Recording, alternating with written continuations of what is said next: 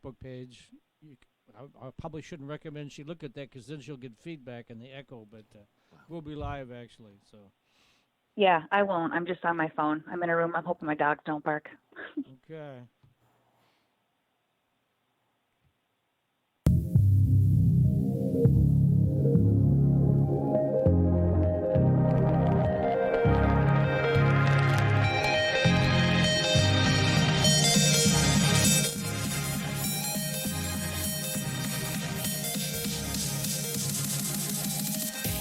Welcome to M2Techcast, a live internet radio show offering the latest news and interviews with the people driving business, technology, and politics in Michigan. Now, your hosts, Matt Roush and Mike Brennan. Well, Mike Brennan, Matt Roush is still out recovering from his knee surgery, but we still have with us, as we had for the past month, Rick Thompson, who is all things cannabis in Michigan, and which is great since the show is also focused on all things cannabis. And so let's start off with Penny Milkey, who's calling in from way up north in Houghton at Northern Specialty Health. How you doing today, Penny? I'm great. Thank you. How are you? Can't complain. Now, one of the things we wanted to talk to you about was about a week or so ago when the regulatory agency came out with the ban on vaping, and I actually was talking to you that we were exchanging texts that same day, and you were saying that you had to clear out a whole lot of merchandise real fast, right? We did. As soon as it came out, it was a Friday. I think it was like 1:30 or something. I read it in the Detroit Free Press first before I even got an email. So we were trying to figure out what was really going on. And by 3 o'clock, all of the vapes were out of the bedroom. We just put them out back. We took them out of view. Now, Penny, I was at Lapeer Relief Center when that notice came out, and we also found out about it through the Detroit Free Press. Did you feel as a business owner that was the appropriate way for you to find out about this very significant event cast about by the Marijuana Regulatory Agency, or do you have in your mind a better way that they could have gone about that? I thought we should have been emailed. Like we have like a group email. There's like the advisory bulletins. But I mean, I was just on my phone scrolling through Facebook and I saw the article and I was shocked and I immediately started messaging other owners that I know, asking them if they had known anything before the, advisory came out. So it could have been done better for sure. Yeah, absolutely. So that you were mentioning that was like what 30 or so % of your revenue, something in that ballpark. Yeah, it's quite a bit. We sell a lot of vape cartridges. Yeah, it's not as high as flower, but it's higher than edibles. And vape cartridges have been one of those products that have been very available in the MMFLA's supply chain. Flower, not necessarily so much. So exactly. That's what you're finding too, that this is one of the most profitable segments of your business. Have you been given any kind of an idea when you might have sales restored? Has MRA communicated at all on that? No. I have not heard anything from the MRA except from the advisory bulletins that everybody gets if you're subscribed to their newsletter or whatever it is. I was contacted by Exclusive and also by Mary's Medicinals. Exclusive is, I think they're trying to, from what I understood, it seems like they're trying to work with all the PCs to figure out where all these batches are. Because, like, we're pretty small and we have over 40 batches, like source batches, that need to be retested in order to be relabeled and repackaged or whatever. Some of those source batches that we have, we may only have like 1 or 2 cartridges left. So like if Exclusives or like if Mary's Medicinals, like for example, Mary said, we know that you made a purchase within the last 6 months. We want to know like the source ID, the metric tag ID, and then we're going to hopefully, because we're far too, like I can't even wrap my brain around what it would cost for us to have PSI come up and batch sample like the 1 or 2 carts that we have. So, I mean, I'm just hoping that there's other carts from these same tests from these sources, these batch sources in Lower Michigan that they can be pulled and that we could somehow just like attach another label or have somebody sign a waiver. That's another thing that's very frustrating for me is that these were pulled like immediately off the market. And, in my opinion, they're the safest cards that are available. And now we're just telling people that you can't have these, but maybe you should. It's awkward. So what are you focused on selling right now to kind of make up some of that difference from the lost sales? Is there something that you're really pushing that you can do that? Well, we're pushing concentrates because basically, and like back to the old style, like globes, concentrate vaporizers, the things that we used before cartridges. So alternative methods to accomplish a similar vaping outcome, right? Yes, kind of, but backwards, but not backwards, but like the old-fashioned way of doing it. Right. Because like we did use concentrates, right? Well, at first it was flour, then it was blasted flour, BHO concentrates or whatever, and made into edibles. Then it was made into carts. But now it's like since the carts have been pulled, people are going back to maybe just the concentrate with a rig. But Maybe they're not as portable, they're not as friendly. Maybe I should explain for some of our listeners who may not be familiar with some of the terms that you and I and Mike are using here. Carts are referring to the cartridges that are put onto a battery, which is considered a cannabis-style vaporizer. The globes you're referring to is an attachment that also goes on a battery, but instead of having a self-contained vial of liquid, it has just an open heating element where you can take concentrate, which has already been tested and purchased through an MMFLA facility, and put that concentrate directly onto the heating element and therefore have vapor inhalation as opposed to having a pre-filled cartridges. It's only the pre-filled cartridges that are under investigation at this time. Penny, is that accurate, what I just said? Yeah, you explained it very well. Yeah, thank you. I'm really good, I know. So wait, I have one more question though. So now, so what is to say that coil in that globe that they're placing that concentrate on and then vaporizing isn't causing some sort of problem compared to the pre-filled cartridge being vaporized? You know what I mean? Well, you yourself said that we had those globes were primarily used for the vaping issue. If there was a concern with those globes at that time, it would have manifested while those globes were being used by a lot of people. Now, they may be used by a smaller amount now, but that was a pretty good experiment that was done at that particular time. A ton of those globes were used everywhere. And if there had been a situation like we've seen with this vaping crisis, it would have manifested at that time. Yeah, okay. Yeah. So that's another thing too. I one more thing. I'm sorry. I don't know what time it is. Now I forgot I was going to say. Mike, go ahead. I'm sorry. I'll think of it. All right. Well, anyway, so let's talk a little bit about then. Now, you're the only provisioning center in the UP at this point, and your only medical provisioning center. When are you going to get your recreational license? Well, we hope to get our rec license in the spring of 2020. There is actually a second medical now. A second medical store opened in about mid-October in Negaunee Township. Okay. So it's a little bit closer to Marquette. It's about 100 miles away from us. So there are two of us up here now. There's actually two licensed provisioning centers. But our local ordinance, it's in the Planning Commission right now. So the Planning Commission will meet on the 17th of this month. And hopefully they will approve it, and then they call a 2-week hearing, and then it goes to the City Council, 2-week hearing. So hopefully by the end of January, early February, we'll have local approval. We've already submitted Part 1 for the adult use app for a marijuana retailer, but we will submit Part 2 after we get Houghton opted in. And the biggest limiting or not opted out. Biggest limiting factor in the spread of recreational centers in Michigan right now is local municipal approval, not necessarily a lack of desire from companies to get into the market. Right. Yeah. Houghton's taking their time, which is fine. I know it'll go through. We just have to be patient. And the hardest thing is just telling everybody that's calling and asking and messaging and emailing that no, we do not have adult use sales yet. Oh, okay. So basically, you got a shortage of product, but you're sort of filling the gap in some areas. Now, we chatted about this a couple of weeks ago. I think you're moving some merchandise too to kind of, it's not a big profit center for you. Oh, yeah. Might as well talk about what you can sell up there, right? Yeah, we are. We do. We have a good selection of CBD, but we also have a lot of Northern Specialty Health apparel. We have like a Lake and Bake sweatshirts, T-shirts, the Great Bake State. We have hoodies. We have hats. Actually, I believe you two gentlemen both got pieces of our swag when I saw you in Detroit. That's but yeah, right. we're expanding that. Sure Orders did. can be made online, and it definitely helps. Okay. So, but this thing right now, though, that people could still get product from you, at least flour and whatnot, is if they get the medical card, then they can still buy up north, right? Exactly. We're telling everyone still to get the medical card just because there's going to be so many more options. Like, we don't know what's going to be available in the adult use market, but at least in the medical market, we have an idea. And it's just going to cost less. It's just going to be beneficial to people if they have their medical cards. So we're strongly suggesting that people still get their medical cards, but for people that call from like Wisconsin and Minnesota, that obviously isn't an option. Well, at least Wisconsin is not.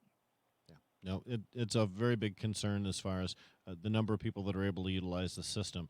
There's an estimated 1.5 million Michiganders that are using cannabis on a regular basis right now, but only 300,000, slightly less than 300,000 registered patients. So there's an awful lot of people out there that are chomping at the bit having an opportunity to get to your center. I congratulate you, Penny, for being one of those groundbreakers out there, bringing medical cannabis to patients in areas where it's desperately needed out in the rural areas. Thank you. Thank you. Thank you. So what else is going on up there at Northern Specialty Health? You said you're still moving a lot of CBD products, things like that, right? Yeah, we have a good variety of CBD products. We also carry hemp flower now. So just to try to help with the demand of people coming in person asking for adult use sales, at least now we have hemp flower that we can offer them. I mean, obviously it's not the same as what they are coming for, but it's good. We have a lot of artist supplies. We have things like that too. But we're doing all right.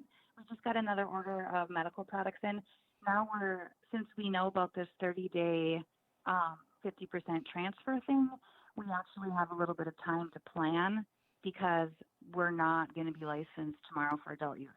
You know what I mean? So because we're not going to be issued a license till maybe March, we are trying to determine what kind of inventory we're going to have and what we're going to be able to transfer. Okay, why don't you talk a little bit, explain what you just said for those that don't know, right? Well, there's a rule that says that you can transfer up to 50% of your medical cannabis supply if it's been on the shelf for 30 days or longer and has remained unsold. 50% of that stock could go into the recreational market in order to have something to sell non-medicinal patient or customers. Yes. So, and it also, we're looking at I'm sure we're not the only people thinking this way, but we're also thinking about edibles and THC limits because the adult use limit is going to be 10 milligrams a serving. So if we're stocking up right now on medical products that fall into that category, those medical products could potentially become adult use products after we do our one-time transfer. And there is a concern that the dosing, as you mentioned, for a medical cannabis edible product, 200 milligrams is the maximum amount of dosage you can have in a single edible product. For the adult use, only 100 milligrams is available in the maximum use. So not all products that are in the medical program would be eligible to transfer over to the recreational program because they would exceed some of those packaging limits. Absolutely, yeah. So we're looking at chocolate bars, for instance. They're 180 milligrams. Those cannot be transferred, but we have other gummies that are 10 gummies by 10 milligrams each. Those can be transferred, but the 2 packs of 50 milligram gummies cannot be transferred. So since we have time, we're also looking at what are we going to buy now that we can have, that will not sell in the medical market necessarily, but could be transferred to the adult use market when the time comes. Yeah, marketing these products is really a science in and of itself. When did you open up there at Northern Specialty Health, Penny?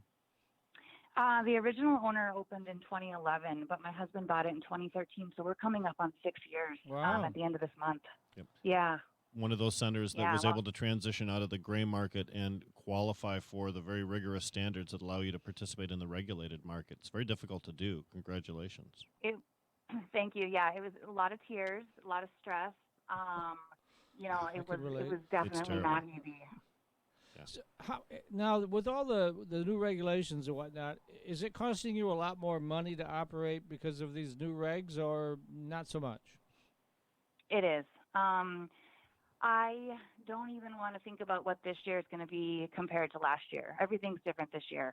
We've bought all licensed products. We've had everything transported. Our transport costs were crazy, but they have come down. So hopefully next year we have, significantly less in transport costs, but that added up to the total cost of everything. I'm hoping it comes down, but the price of flour is not coming down.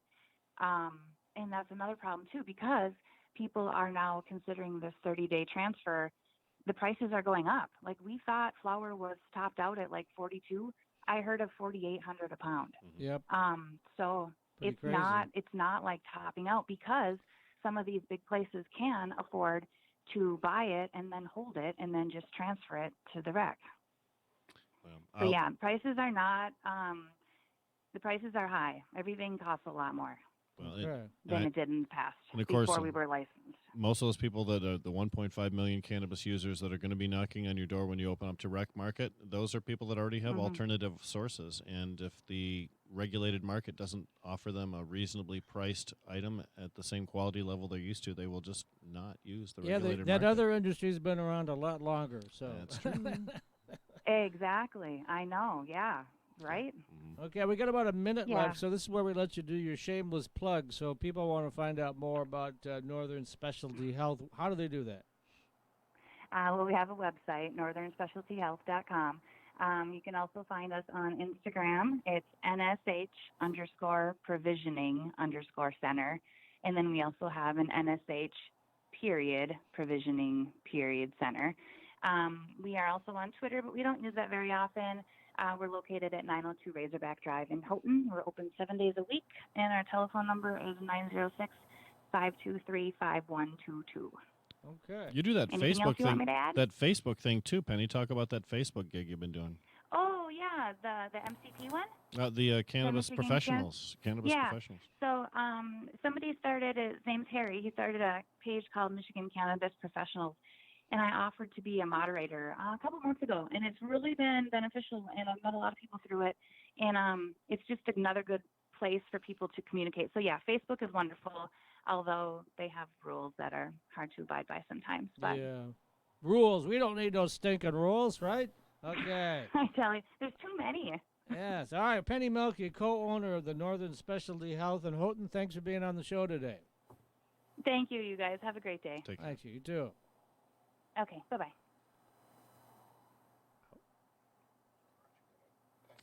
Will be. Lawrence Technological University is more than a school. It's a launch pad for your future, offering industry-leading facilities and 100-plus programs that are ranked among the nation's best. Be unstoppable. Be more. At LTU, possible is everything. Salaries of Lawrence Tech grads are among the highest of any university in America. Plan a campus visit to meet with counselors, faculty, and coaches. Why wait? Find out more at ltu.edu. Security operations, right? Okay. Because I put down the wrong company here. I'm sorry. As a Lawrence Technological University graduate, you're not only marketable, you're worth more. Yes, more. According to Payscale.com, when it comes to graduate salaries, LTU is in America's top 100. Be invaluable. Be more. At LTU, possible is everything. Salaries of Lawrence Tech grads are among the highest of any university in America. Plan a campus visit to meet with counselors, faculty, and coaches. Why wait? Find out more at ltu.edu. As a Lawrence Technological University graduate, you're not only marketable, you're worth more. Yes, more. According to Payscale.com, when it comes to graduate salaries, LTU is in America's top 100. Be invaluable. Be more. At LTU, possible is everything. Salaries of Lawrence Tech grads are among the highest of any university in America. Plan a campus visit to meet with counselors, faculty, and coaches. Why wait? Find out more at ltu.edu. What do you get at Lawrence Technological University? Everything. Great labs and studios, supportive professors, plus a full campus life, NAIA athletics, and all the software you need to succeed. Be smart. Be more. At LTU, possible is everything. Salaries of Lawrence Tech grads are among the highest of any university in America. Plan a campus visit to meet with counselors, faculty, and coaches. Why wait? Find out more at ltu.edu. Hey, it's Mike Brennan. We're back on the second segment of Michigan Technology News, now MI Tech News TV. Yes, we have evolved. And Matt's not with us this week. I'm not sure when he's going to be back, sometime in December. So we have with us Rick Thompson, Mr. Michigan Marijuana, which is appropriate since today's show is also about the same thing. That's going to be my new Twitter handle, Michigan Mr. Marijuana. Yeah. I like that. It has a ring to it. And so we have in the hot seat over there, Grady Emmons, right? Did I get that right? Yes. Emmons, okay. And that's with Marijuana Transport Organization. Marijuana Security Operations. Oh, Security Operations, okay. I actually put his other company in there by mistake when I did the promo, so... Let's talk a little bit about exactly what you guys do, Grady. Take it away. Sure. So on our cannabis on our cannabis side, we provide facility security guards, armed, well-trained facility security guards, and secure transport coming up here between medical marijuana facilities. And secure transport meaning that you carry cannabis from the cultivation facilities to the processors, and then from the processors to the eventual destination, which are the provisioning centers. Yes, and if necessary, testing labs, though they can do their own, of course. Mm-hmm. Now, do you also, I know you do physical security as in facilities where you'd have armed guards kind of thing too, right? Yes. You do security evaluations where you'd come into a potential facility and say you need X number of cameras, you're not covering this area, we need to help you with securing these things up. Yes, we've done over 200 security plans throughout the state at this point. Several medical marijuana facilities, both municipally and state-approved security plans. Okay, and then do you also move cash between points, things like that, and value? I know you guys move diamonds with your other businesses and other, very valuable items, right? Yes, on the corporate security side, which is another company, we've been moving diamonds for years at that point, for Levion Jewelers and other diamond wholesalers, moving them around the state. So extending into moving the cash crop that is cannabis and the money associated was just a natural extension of our business model. Okay. Now, you're based out of Bay City. Do you have other satellite locations, or how big a range do you go as far as operating in the state? We cover the entire state, but we are based out of Bay City with no satellite operations at this point. Okay. And how long have you been in by the way, I've toured the Bay City facility. It's beautiful. It's wonderful. How long have you been there? Since about 2017, I believe we took over the lease. Fantastic. Okay. Let's talk a little about, I know we did a story about you that's on my website, both my websites, Michigan Marijuana Report and My Tech News. And so I know your background, and you said you're hiring folks like crazy right now, but you prefer folks that have armed security backgrounds, right? That's correct. We hire mostly veterans. We're probably 80% veterans at this point. They just kind of have the natural skill set from their military service, the discipline, the knowing what it means to stand a watch, if you will, and often they have weapons experience and some hand-to-hand experience, things like that. So it makes them a natural choice, and they go through training a lot easier.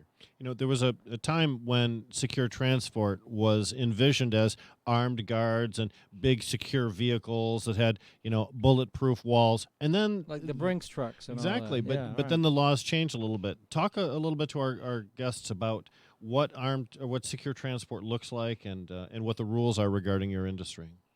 So the MMFLA has actually put few rules when it comes to secure transport out. Our particular model is low profile. So outside of someone with access to metric, no one knows when we're coming, when we're going. We will vary our routes to the extent possible. We use different vehicles, so we might be coming in a sedan one day, a pickup truck the next day, a cargo van the third day, depending on what the size of the load that we're moving in. MMFLA requires 2 people, the driver and a passenger, or messenger as it's known in the armored car industry, to be in the truck at all times, and the driver has to stay with the vehicle at all times. And, of course, everybody has to be background checked and vetted and able to be a cannabis employee. Is it hard to find people with the skill sets that you're looking for or not? It can be. We've done very well with veterans, but sometimes with unemployment down right now, it's getting a little thin, to be honest. So we have to look a little harder. Last we chatted, you had 40 employees, somewhere on there? Yep, we're still at about 40, and we're probably going to be at about 60 by quarter 2, 2020. Oh, great. Yep. We have several facilities coming online. Talk about that. Where are we looking to see marijuana security operations pop up next? So currently we are in Everett, Michigan. We have 2 facilities there. We have 1 facility in Kalamazoo. And then we have Negaunee coming online, which is near Marquette, of course.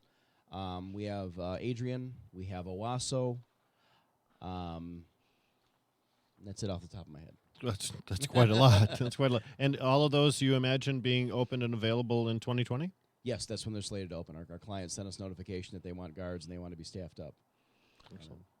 So have you had any incidents where somebody tried to break into something and you guys stopped them? Have you run much of that yet? I know it's pretty new industry and all that, but...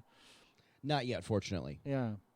But you have encountered that in your previous work in the non-cannabis industry. Yes. Though, yeah. Guards are well trained for that. I've run into a few things like that in my career. Yeah, I imagine transporting diamonds, there'd be a few people that'd like to get their hands on those, right? Yes. Yes. Especially with Valentine's Day just around the corner, right? Oh, wow. So, yeah. Shameless plug. Yeah, I know. Transporting roses on Valentine's Day is a more dangerous gig. So what are cannabis typically packaged in? I realize that you have a variety of different vehicles, so if it's a larger container, you'll clearly use a passenger van as opposed to a sedan. But what do you normally see, and what's the average size package that you transport?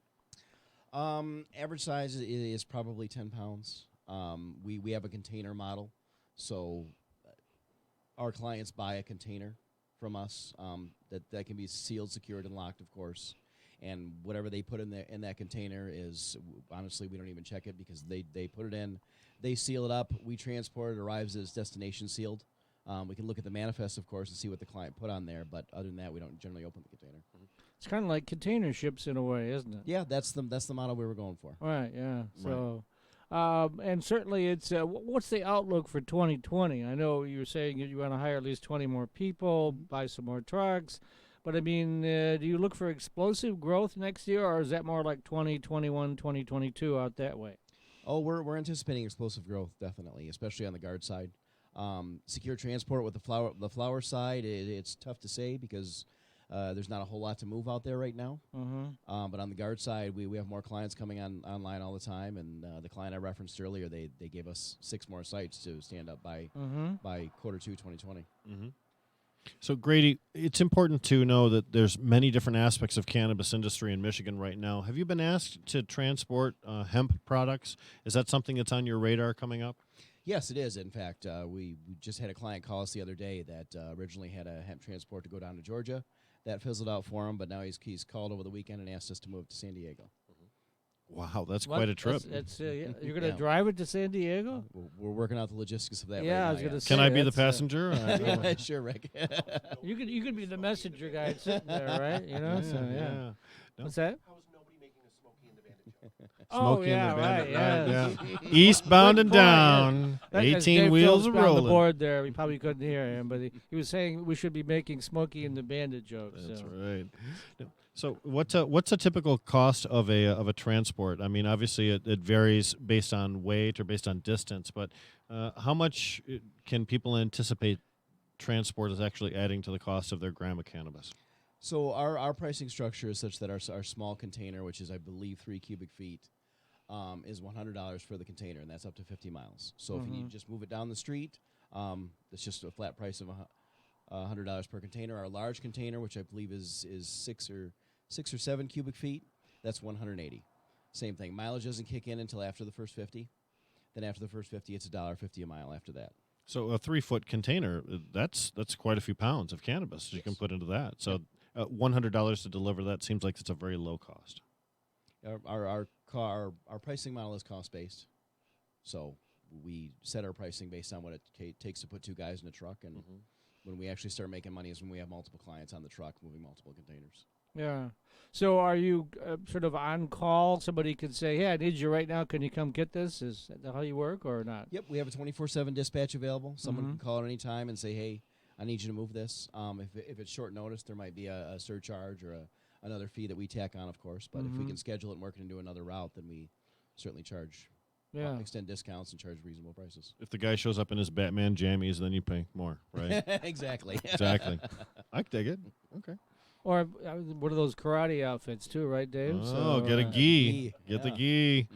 So when it comes to secure transport, there's a little bit of confusion as far as its role in this whole thing. How crucial do you see secure transport as far as being really helping to identify where the problems are in the MMFLA program? I mean, secure transport seems very vital in order to get things around safely. Yes, it is, and I mean everyone has to have a secure transporter, right? Except for testing labs, we move everything between the other 4 license types. Michigan is kind of unique in that they've required that, but the MMFLA has relatively little about it. There aren't a whole lot of regulations on it. There aren't a whole lot of. It doesn't seem like there was a whole lot of thought put into the secure transporters. Originally, when it was floated to the legislature, I was actually criticizing them for some of the things they did. It was really about the money and transporting money and giant bales of cash. That's really not a significant part of what you do, is it? No, with banking regulations easing up and more credit unions locally allowing cannabis accounts and stuff like that, people are mostly paying by check. So we that's still do move some cash, of course, but it's getting away from that. excellent. We've Excellent. only got about a minute left, so again, and just like previously, you get to do your shameless plug, so people can find out how they can reach out to you if they want to use your service. Great. Well, we're Marijuana Security Operations. We're at 200 North 13th Street in Bay City. Our website is mimarijuanasecurity.com. And Facebook is facebook.com/MJSECOPS.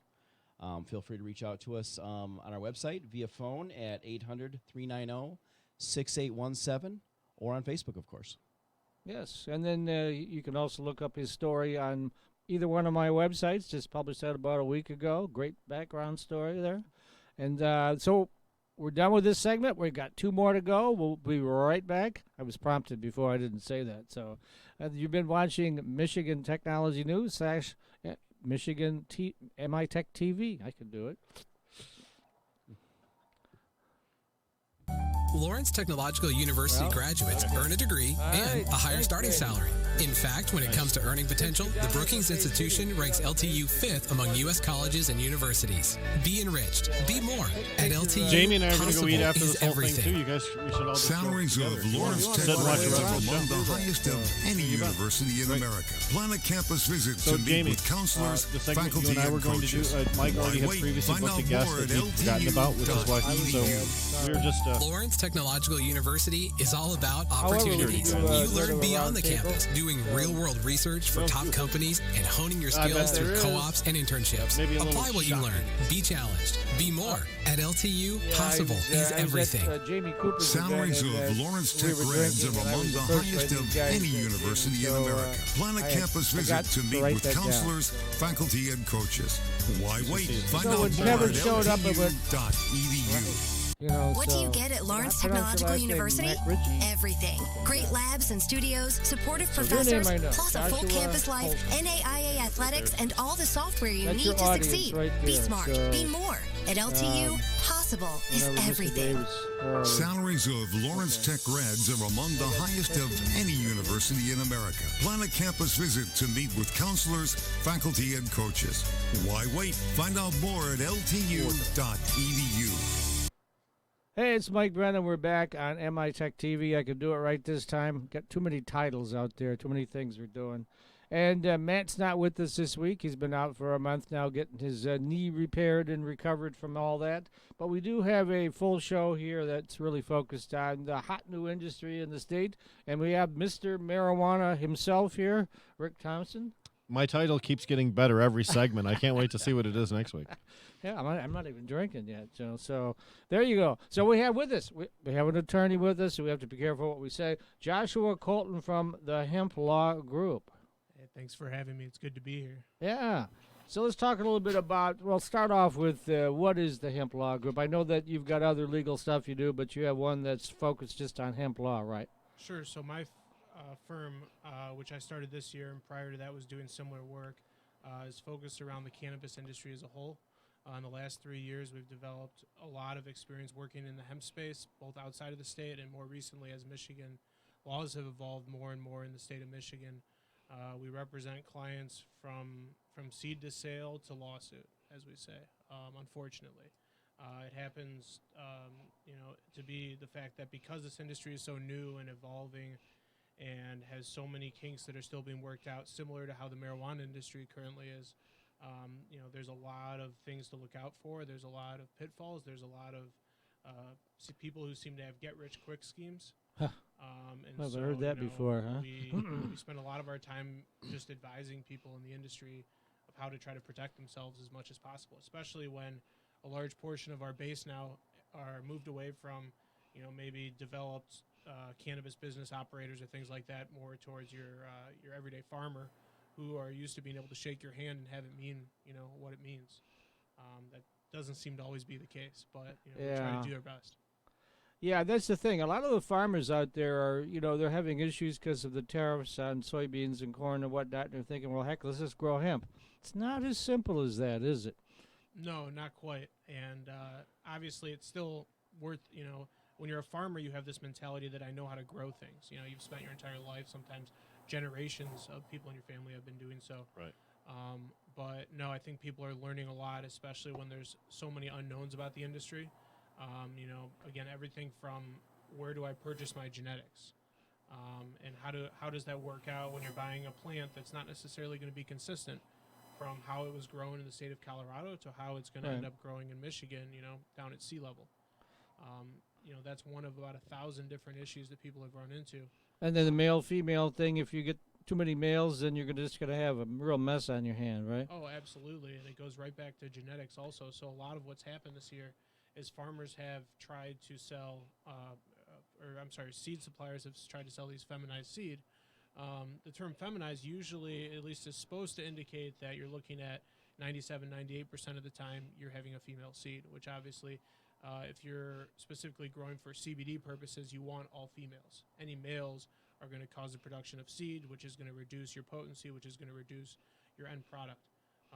But as an example, there was recently a lawsuit filed against a seed supplier out of Oregon who sold, I want to say, about 6 million quote-unquote feminized seeds to a group of farmers, and they ended up getting about 70% males in the fields. God. And the danger of that situation, obviously, is there's no certification, national certification process. There's very limited state certifications. Unfortunately, you don't know until what? Until you're 6-8 weeks away from harvesting. So you've already committed, these $6 million seeds could likely have paid close to $1 a seed for. Right, yeah, I've heard that. So you could be, let's say even at a discount, you're $5 million in just with that, and then you're probably another couple $1 million in just in getting your fields maintained and everything. And now what's the problem? Well, not only is this individual group probably suing this company over this misrepresentation, you can only imagine that they weren't the only farmers who got duped. And so now it's a line to make money off a company that honestly probably doesn't have nearly enough to pay everybody. Mm-hmm. So, there's a lot of buyer beware in this industry right now. Josh, there's a lot of lack of regulation for the hemp industry, but the FDA has put some regulations on it, and sometimes those regulations are inhibiting the growth of the hemp industry. Wouldn't you agree with that? Sure, absolutely. So we basically have two different regulating bodies right now that are impacting. The first one, as you mentioned, being the FDA. Primarily their focus, or their restriction, has been on the CBD industry, which makes up a large portion of what the industry is so far. I think ultimately that will become a lesser so, but one of the things that what their claim is based on this drug exclusion rule that says that if there's any active ingredient in an approved pharmaceutical product, that product cannot be sold over the market or over the counter for human consumption. Right. So because CBD was released recently as a drug, now it can't be legally marketed for health supplements. It can't be marketed for human or animal consumption. It's very limited as to what types of activities. Now, obviously, that doesn't make sense when you think about the market, because you go into any gas station in the country right now and they're probably selling some form of CBD. Obviously, that would be in direct violation of the FDA. Mm-hmm. Well, it is. Yeah, there's still that black market kind of mentality going on where, what the hell, we're doing this for a long time, why not? Well, in the absence of regulation, business is allowed to do that, right? Yeah. I mean, until we regulate it, they basically can do what they want. Right, and it's a very strange gray area, because you say it's legal, but at the same time you're saying that you can't sell it for human consumption, but there aren't many other options when it comes to CBD. Mm-hmm. And so I think part of it is the FDA is extremely underfunded. They don't really have the manpower to go out there and enforce it. And the other part is that right now they're trying to work on creating these rules and regulations. So up until about, I think it's been about a week now, there had only been a couple very limited instances where they had gone after large operators, and only specifically when they were marketing for health benefits. Mm-hmm. So these companies and a lot of other ones were going out saying, this can help you with your pain, with your sleep, with your anxiety, all these different issues. But generally the way that the FDA has taken their approach is we have limited resources. We're going to take, sniper shots at some of the bigger companies and hopefully scare everybody else. So they've been doing that without much success, and they're also only sending warning letters, Mm-hmm. which to me, if I'm advising somebody, is say, okay, if you want to go for and operate, the odds of you actually being arrested or fined or having some other issue is very limited. They're going to send you a letter, at which point you might have to back away. Well, a week ago, they released a warning letter to 15 different companies operating in the industry. And these ones weren't just based on health claims, which has been the common narrative. Now they're actually directly targeting large companies just for selling anything that's being marketed for human or animal consumption, which obviously brought into it. So typically, hemp is grown for food, for fuel, for fiber, those bast fibers, seed stock, which we eat all the time, and for biomass consumption. But the new area of hemp production is for CBD stock in order to fuel this national demand for CBD. And that's the area, the new area for hemp, that's really coming under fire by the FDA. Isn't that right? Absolutely. The FDA has approved large portions of the plant outside of the CBD production. Obviously, the CBD appears to be getting the most attention because, one, it's by far become the largest market. The other ones are still slowly evolving because I don't think there's enough infrastructure. And two, it's the most directly competing with the pharmaceutical industry. So speaking of infrastructure, in Michigan, we had the very first hemp cultivation situation here in Michigan, our very first harvest. Was there enough infrastructure in order to process the biomass here? Did people have to take that out of state? Where do we look at for the next technological advancement in the hemp industry here in Michigan? Sure. So I think that you have to look at it from the different types of hemp that are being produced. If you're looking at it purely from the largest produced one, which was the CBD biomass hemp, no, there wasn't nearly enough infrastructure in place. There are some processors operating. There are some large-scale processors coming online. I think part of the issue they ran into was timing. Our actual ability to apply for licenses didn't start till mid to late April this year. So everything was kind of last minute, which I think shows when you look at, for example, farmers who wanted to do 100 acres but ended up doing 10. But no, I still get calls almost every single day from farmers who are still trying to find places to sell their product or to have it processed. On the other side of things, on the fiber and textile and seed and food production side, there's a few people. There's somebody working on bioplastics. There's a couple small operations in Michigan. There's a few semi-larger ones in other states. There's a group in Kentucky called Fibonacci that's producing hemp fiber wood boards. But largely, there's just not enough infrastructure in place. There's certainly not enough demand at this point where farmers are being offered options on their crops ahead of time, which is where a farmer wants to be. Most of the farmers I've talked to, their biggest concern is, what am I going to do with this product? Because they're used to an industry where they sign a 5-year contract. And that product's already gone, and they're not worrying about it. So now farmers are scrambling, and I get calls, hey, I've got 20,000 pounds of material. What do I do with it? The market, it was extremely high when the season started. I seem to recall that CBD isolate, as an example, which is the most refined CBD, was at about $6,000 to $8,000 per kilo in March, April, when the laws were changing. Now it's currently on the market for around $2,000. Availability drives price down. Yep, and we're seeing the case across the industry. There was recently a market held in Tennessee where they were actually auctioning off hemp. Farmers were expecting to get $2 per. The way that they do it is per percentage point of CBD per pound. They were expecting to get $2 to $2.50. The highest selling price was about 50 cents. Now, don't get me wrong; these are still these are still numbers that they're not getting with other crops. But the expectations were so high. You have to factor in, how much money was lost in the due diligence process of learning how to operate in the industry.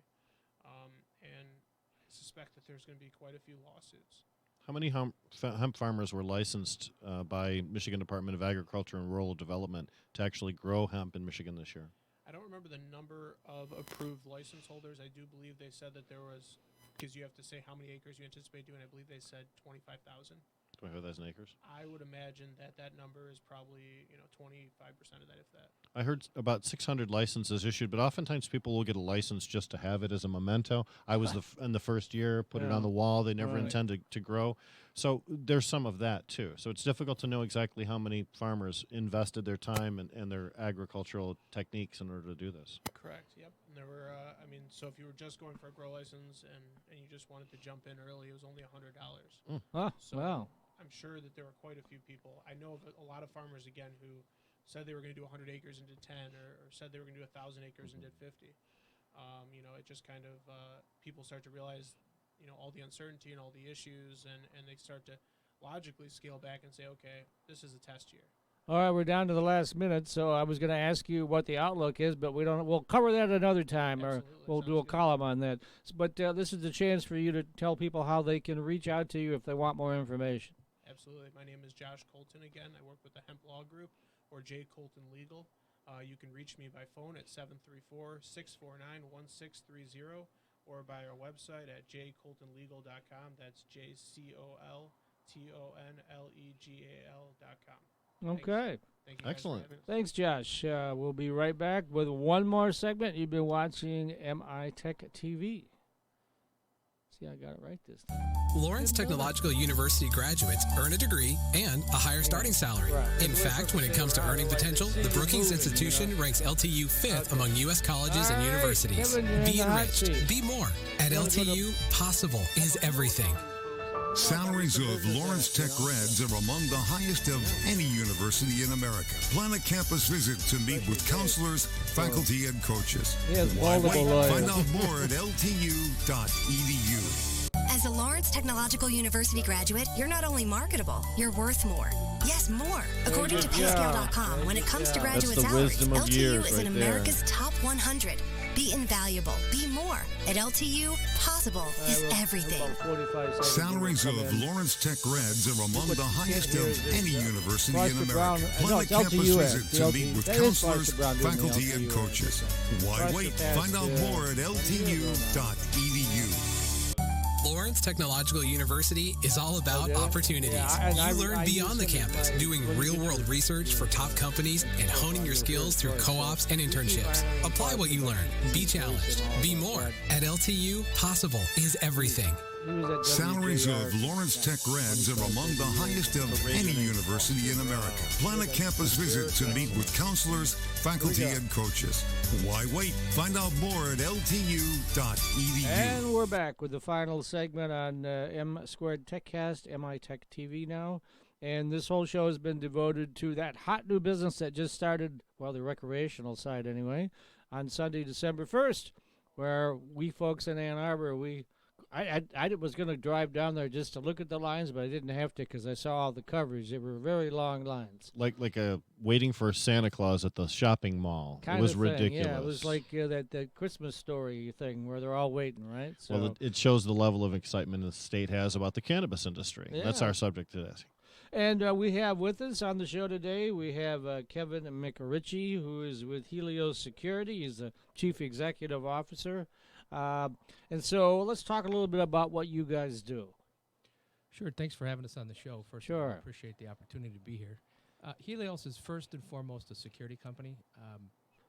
My co-founder and I, when we started to see the cannabis industry continue to grow, we both come from a law enforcement and military background, said as that's going to grow, we need to be able to secure Michigan citizens as this grows. We all know that the industry has a bias one way or another in the background from the years, as we look back maybe in the 60s and 70s.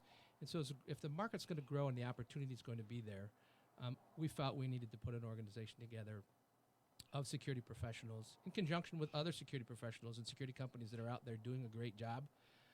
But that takes a different perspective from those that are viewing it just as a transport perspective. And a lot of the Michigan security comes from the law that we have around secure transport. And many are not viewing the security position as a whole, and we felt that was very important. Hence, we put Helios together to focus on security in three major areas. One is static security, so whether it's physical or individuals or buildings.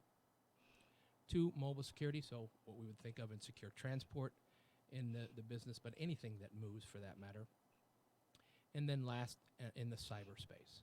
And so not just cybersecurity as we would think of it as encryption and all those kinds of things that you might do in the cloud, but things like video surveillance and video monitoring for our customers as well. So we look at it in those three major buckets, not just for the cannabis industry, but for others as well. However, our principal focus most certainly is the cannabis industry. Yeah, we had Rudy Petros on the show, and that's all he does is just the video kinds of stuff. He doesn't do the physical stuff or the transport, but because I guess the rules are you can't have any non-covered video spaces. Every space in the place has to be covered with video, right? That is correct. All your entrances, all your windows, and about every 20 feet, just keep it simple, you need to have a camera to monitor all the physical space. And Kevin, is that true of all licensed MMFLA facilities? There are 5 different types of facilities. They all have a similar security requirement? We even have that requirement in our facility as a transport or secure transport or security company, because we're doing business in the cannabis space, like any secure transporter or the other licensees as well. We all have the same requirements. Now, did monitoring the handlers, is that keeping the bad guys out? Is that both? It seems like that's a pretty heavy kind of requirement. Well, you want to be able to go back and look at what's happening. You also want to be able to leverage the intelligence that can be built in those camera systems as well, right?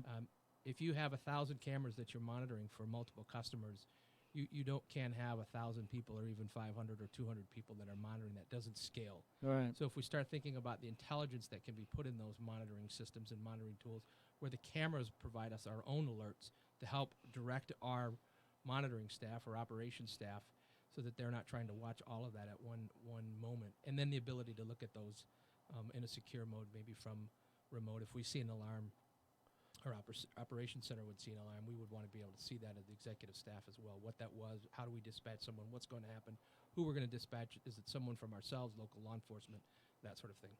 Well, with my history of retail management, I can tell you that most of the security that's done internally is to protect the company against diversion by employees. And I know that was critical when they developed the whole concept of secure transport and security within the centers, that they not allow diversion. Are you finding that that's a real concern of your client base, that perhaps things aren't going as well as they should behind closed doors? I don't know that anyone is saying that they're concerned yet, because it's still all new to the industry. But we know in any security business that 80 to 90% of the theft or the diversion that we see is coming from an insider. Mm-hmm. Right? And so you want to be able to look at that. I have a friend that owns a bar out in Chicago. He never goes there, but everything is monitored, and he has a staff that runs Especially several cameras on the cash box, right? And there's several cameras on the cash box in every table. And he calls me up and tells me, and says, look at this, tell me, do you think? And the answer will be yes, right? They'll know that somebody's pocketing money for a drink. Same thing in the business there, in inside of a grow or inside of somewhere else. We want to make sure nobody's pocketing things away, right? But that's a fraction of our business. We provide that as an augmented service, as a part of our transport capabilities, and as a part of our security guards as well. Well, my main job is where we cover a lot of technology and cybersecurity. It's always 80% of the issues are internal. It's not the external people getting in. It's the internal people, for a variety of reasons, whether they're stupid or they're thieves or whatever, that are actually doing all the damage. Right, and I think the other thing is when you look at what Lara and any other organization puts in, putting in just the minimum is not always the best approach, right? We take a look at, should you have night vision cameras or thermal cameras, those kinds of things, so you have an awareness of what's coming in what direction. In windows where things are going to happen at night when nobody's around, what kind of image did you get? Oh, it's all black. We have regular daytime cameras out there. I mean, we see a lot of those kinds of things that go into play that are just simple. So we're happy to come out and take a look at what you're doing, make some recommendations on how to improve that, and we also will leverage those as a part of our secure transport pickup and delivery. So our operations center will look into our customers' cameras as well as the cameras on our vehicles before anybody enters or exits the vehicles, and make sure we have a safe playing field as we get started and somebody steps out of the vehicle. Make sure there's no one hiding, laying in wait in order to ambush, Right. Yeah. Right. Yeah, eventually that's what's, it's going to turn into the kind of the Wild West out there once this industry gets really big and everybody sees how much cash is, out there, product is out there. Well, we hope it doesn't, right? So the idea of security is to be as much preventative and certainly do the right things when you have to react. Right. But as much as we can do in a preventative mode, if we see 8 people lying around with armament on them, right, we maybe aren't going to open the doors. Yeah, we aren't probably stop, leave that door shut, somewhere right? else, right? If you're not looking for those kinds of things and you're not trained to know what you're looking for, right, those things are important. And again, there's several very good organizations and security companies that are out there. But since the vast majority have come from transportation first and security is not their primary background, we felt it was an opportunity to bring one more company to the table that would bring that value. All of our drivers and all of our officers come from either law enforcement, military, fire, EMS, or EMT, or corrections. So you have how many folks working for you now? We have about 15 to 20 working for us right now. we've actually laid our company out in parallel to our customers. Most of our customer transports, because we're focused on the large Class Cs, most of them aren't doing much of their shipments until between February and October, let's say, of next year. And so we've laid out organization from our licensing to our facility, which is in Burton, to our acquisition of incremental vehicles, those kinds of things, to lay out when our customers need to start shipping and when they need to start having monitoring, when they need to start having physical presence of our security guards. Yeah. I've had 3 security companies come to us, ask us to buy out their assets because they've had vehicles for 2 years and a building for a year and a half. And they haven't delivered anything because the growers that they are going after aren't planning deliveries until July or August of next year. So they'll be 2.5 years into capital That's a investments. long time to equipment carry and that. doing Yeah, nothing, that's right? So that one hurts. It's a long road to profitability. When you mentioned Class C, for those of our listeners that may not be familiar with it, a Class C license allows you to grow up to 1,500 cannabis plants, and you can stack Class C licenses so that you can grow 3,000, 4,500, 6,000, 75, 9,000 or more cannabis plants under a single roof. That could make for a very large transport. Do you do large type things, or are you primarily just a mid-range type transporter? Our main focus is the larger multiple Class Cs, so 8, 10, 12, 20 Class Cs. That makes up the bulk of our customers. So like a big semi kind of truck thing, or what do you? While Lara has been non-specific, as we've heard earlier in the segment, they aren't thrilled about anybody putting that product in a trailer. So they do like to see it in a single entity enclosed vehicle. So Better control, right? What we do is we tell our customers we'll make the decision on how many vehicles, and what we'll do is optimize for their insurance, our insurance, just general liability. Nobody wants $20 million of product in one vehicle. Right? So you need the Winnebago, bad is what you idea. need. The Winnebago for weed, right? The Winnebago. The Winnebago, I like that. Yeah, That's an interesting thought. All right. Which is different than if you're hauling hemp around. Right. So that's a much bigger product, more quantity, larger space, and so we have the capabilities with some of our semi trucks to do that. Yeah. Okay. Cool. Intriguing. So I assume you're going to be hiring folks here in 2020? We are. We've got a list of about 60 right now that are consigned and ready to go as we ramp up with our growers and our processors. And so as those individuals come on, we're ready to bring them into that fold. Some of them are active duty law enforcement that are permitted to work after hours. Like myself, I'm active law enforcement as well. Okay. And so we're allowed to do some of that on our off time. I'm a part-time, so I can do as much as I want on my schedule. Sure. On call 24 hours a day, but and are you guys self-financed, or do you have backers, or how you pulling this off? we have been self-financed out of our executive team. The nice part about our executive team, they come from the IT industry, business industry, and finance. 3 of them are in the executive MBA program at Michigan right now. One of them actually leads that effort. So it's been great. Our head of our human resource and resource development, she's actually the chief counselor there. Yeah. And so we've got a nice diverse background there. Many of them come out of companies like Cisco Systems and others. So we have that sort of high-tech background as well. Our gentleman that runs all our security guards comes out of the U.S. Marshal Service, both Air Marshal and K-9 handler as well, and has had hundreds of individuals working for him in a similar capacity. It's got to be an interesting experience for a law enforcement person to be now working in the legal cannabis industry. There's this dichotomy that's been there so very long, right? Yeah, well, one of the hardest things, right, is if you are arresting individuals in that environment in the past, and now all of a sudden it's okay. They're your partners, customers, or whatever. They're now your customers, right? But laws change, right? Yeah. Alcohol was prohibited at one point. Yeah, and that's there's true. regulations around that, and a number of things have changed, so we have to be able to change with that. Okay, Sure. how are we doing on time, Dave?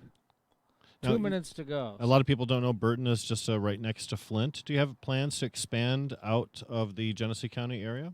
We do. We do cover the entire state, including the UP. We do have a plan for facilities in 6 areas of the main part of the state and 1 in the Upper Peninsula as well. So if we have longer hauls, longer distribution, and we actually will make those available to our security partners / competitors, if you will, as well, if they need to house vehicles overnight. Gosh, if you had anything in the room, they could talk to you about that, so. Yeah, we might do that. Yeah. Fantastic. This has been a great conversation. Where do you see secure transport going in 2020, 2021? What's the future of your industry? So I think, especially in Michigan, right, we see the industry growing, and it'll grow as the industry itself grows, recreational and medical, because it has to be transported, and that's a legal requirement to use transporters here.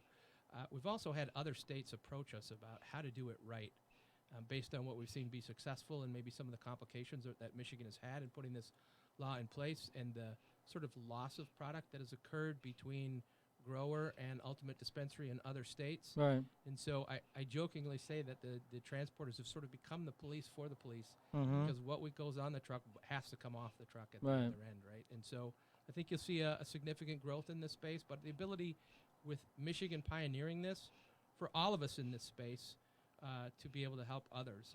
In fact, we're going to be speaking with some of the other security organizations and secure transport companies at an event you have coming up, Rick. That's right. That our goal is to put a secure transport council together among those of us and set the gloves aside. Nice. And That's come to the it. room together and say, hey, co-opetition, right? Yeah. There you But go. also help the governing bodies understand what works and not work, where those loopholes are, and maybe build some sets of standards that we think are important. And so we're looking to partner with those we think excel on the security side of that, maybe not so much. So no Amazon-style drones coming anytime new for secure transport? My Dropping CTO bundles wants a of drone. weed. He wants a drone on every vehicle. I told him not at this time, since we can't fly him in the People be shooting them down, right? You know. Yeah, well, that's possible. That might have been my motivation for asking that. Certainly, yeah. Not good in any municipality. Since every Yeah. municipality in the state says you cannot fly. About a minute left, so here's your opportunity one more time to tell people how to get more information, how to reach out to you. Well, again, thanks for having us here. You can reach out to Helios at helios-srm, which is security and risk management, helios-srm.com. Anytime, all our contact information there. You can reach the sales team. Our phone number, everything is listed there. That's our sort of one-stop shopping area. Excellent. Kevin McRitchie, well, thanks very much for being with us. It's been a great show today.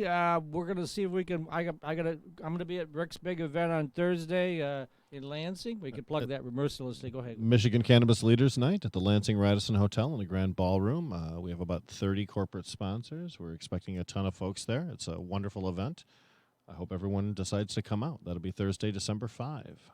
Okay, and so I'll be there shooting some videos there, and might even dress up. I've got my Christmas outfit on today, so. Wear what you got on now. You'll be great. You think? Oh, okay. All right, sounds good. Well, thanks for joining us, and we'll be back next week. We don't know Matt's status, so we may have to draft him one more time. We'll let you know. Waiting to hear back from old Matt Boy. Hopefully he's recovered. So thanks for joining us. This is Mike Brennan. And Rick Thompson. And you've been watching M2Tech TV. Excellent. Very good. Thanks for listening to M2Techcast, a live internet radio show offering the latest news and interviews with the people driving business, technology, and Awkward politics chuckle in followed Michigan. that statement. Join Did you hear your that? hosts, Awkward Matt Roush chuckle. and Mike Brennan next Monday at 3 p.m. If you can't listen live, audio podcasts of the show can be found at PodcastDetroit.com.